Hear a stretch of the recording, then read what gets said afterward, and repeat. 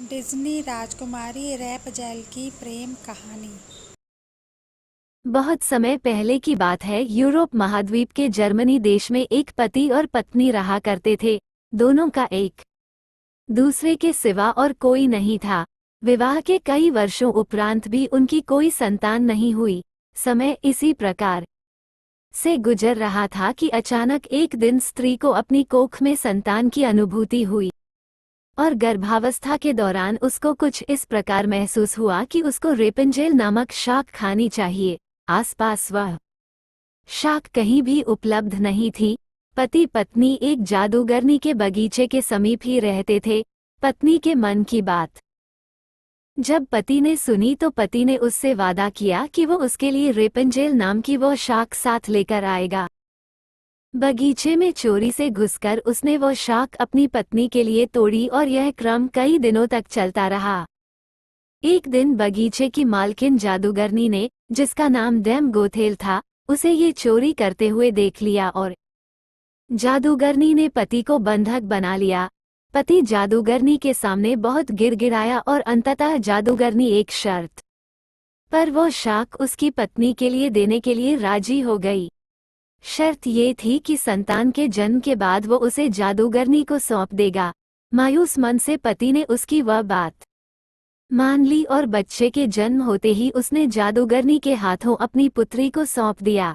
जादूगरनी ने अत्यंत मनोयोग से उसकी पुत्री का पालन पोषण किया और उसका नाम उसी शाक के नाम पर रेपेंजेल रखा। रेपेंजेल एक अत्यंत रूपवती कन्या के रूप में धीरे धीरे विकसित होने लगी। उसके सुनहरे बाल और अद्वितीय रूप की चर्चा आसपास की जगह पर धीमे धीमे से फैलने लगी।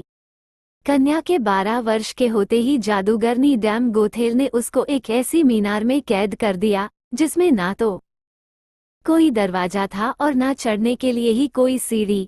इसमें एक ऊंचे स्थान पर एक कमरा था जिसमें कि केवल एक खिड़की थी। जादूगरनी अपनी जादुई शक्तियों के माध्यम से छोटी बच्ची तक पहुंचती और हर दिन उससे मिलने के लिए दिन के समय जरूर जाती।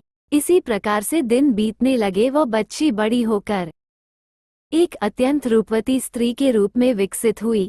उसके लंबे घने सुनहरे बाल इतने लंबे हो गए कि बाद में जादूगरनी उनके सहारे मीनार पर चढ़कर कमरे में आने और जाने लगी। ऐसा करते वक्त वो रेपेंजेल को पुकारते हुए कहती, रेपेंजेल अपने बाल गिराओ ताकि मैं तुम्हारे सुनहरे बालों पर चढ़कर ऊपर आ सकूं। समय इसी तरह से गुजरता गया और एक दिन किसी राज्य का राजकुमार घूमते घूमते उसी क्षेत्र में आ गया जहां पर रेपेंजेल उस मीनार में रहती थी।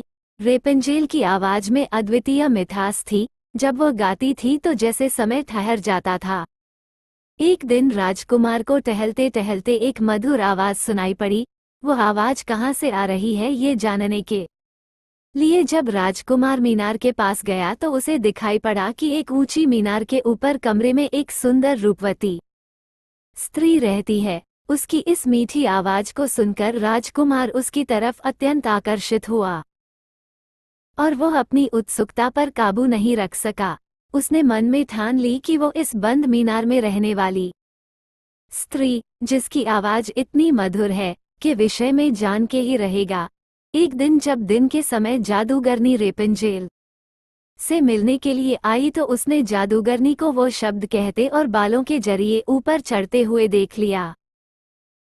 राजकुमार ने इसी प्रकार जब रात के समय रेपेंजेल को पुकारा तो उसने उसे आने के लिए मीनार के सहारे अपने बालों को लटका दिया। राजकुमार ऊपर जाकर रेपेंजेल से मिला। रेपेंजेल और राजकुमार एक दूसरे से प्रेम करने लगे थे। दोनों ने मिलते ही एक दूसरे को पसंद कर लिया था और वो एक दूसरे के लिए के अंतरंग सहचर बन गए। अतः राजकुमार ने रेपेंजेल के सामने विवाह का प्रस्ताव रखा।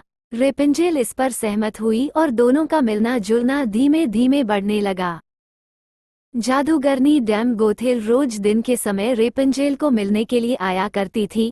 राजकुमार और रेपेंजेल ने मिलकर एक योजना बनाई कि राजकुमार द्वारा दिए गए रेशम से रेपेंजेल एक सीढ़ी बनाएगी जिससे कि वह दोनों उस जगह से भाग सकें। रेपंजेल की मूर्खता के कारण जादूगरनी डेम गोथेल को राजकुमार के रेपंजेल के पास आने और उसके गर्भवती हो जाने का पता चल गया। जादूगरनी डेम गोथेल ने रेपंजेल को मीनार से बाहर निकाल दिया और जंगली जानवरों के बीच से जंगल में विचरने को अकेला छोड़ दिया और वो स्वयं उस मीनार के कमरे में जाकर छुप गई। राजकुमार के चढ़ने के लिए उसने रेपंजेल के बालों को काटकर उन्हें मीनार से बाहर लटका दिया ताकि राजकुमार ऊपर चढ़ सके और उसे कोई शंका ना हो।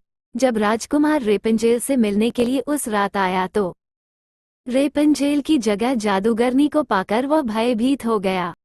मीनार से कूद पड़ा जिससे कि नीचे पड़े कांटों से उसकी दोनों आंखों की रोशनी चली गई। जब राजकुमार नीचे गिरने लगा उसके हाथ में रेपंजेल के कटे हुए बाल आ गए और रेपंजेल की लंबी बालों की लट राजकुमार के साथ ही नीचे गिर गई। नीचे उतर पाने का कोई अन्य तरीका न होने के कारण जादूगरनी डेम गोथेल उस मीनार में फंस गई और अंततः मृत्यु को प्राप्त हुई। अपनी आंखों और अपनी प्रेमिका को खो देने के बाद राजकुमार निराश होकर अंधा होकर जगह जगह भटकने लगा। कई महीनों तक इस प्रकार भटकने के पश्चात वो उस क्षेत्र में जा पहुंचा जहां पर रेपंजेल बस चुकी थी। उधर रेपंजेल ने जुड़वा बच्चों को जन्म दिया जिनमें एक बेटी और एक बेटा हुआ। इसी तरह कुछ समय तक एक दूसरे के विछोह में रहने के बाद अंततः दोनों उसी राज्य में एक स्थान पर मिले और उनके मिलन से चमत्कार स्वरूप राजकुमार की दृष्टि वापस आ गई और रेपंजेल के लंबे सुनहरे बाल उसको वापस मिल गए और दोनों हंसी खुशी अपना जीवन साथ में बिताने लगे।